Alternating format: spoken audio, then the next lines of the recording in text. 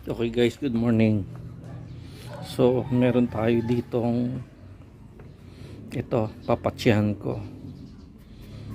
Ang cost ng patch 40 pesos. Yan, puro ano to, puro rugby. 40 pesos, 1, 2, 3, 4. So baling apat na butas, 4 times 4 is equals to 160. Ngayon, anong kailangan natin? Sirang interior. Ayan. Tapos ay rugby. Ayan. So marami ka nang mapapatsihan ito.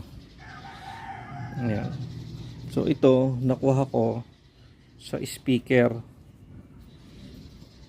Kaya meron, ginaganyan ko lang yan, iniipit ko lang yan. So kayo na lang magtansya ng paglalagay ng rugby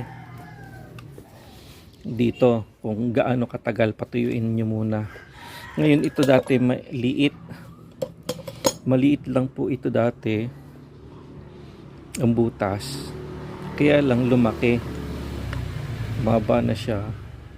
So papalitan natin ng bago. Okay, yan mga kabutingting, makakatipid na naman tayo ng 40 pesos. Okay, thank you.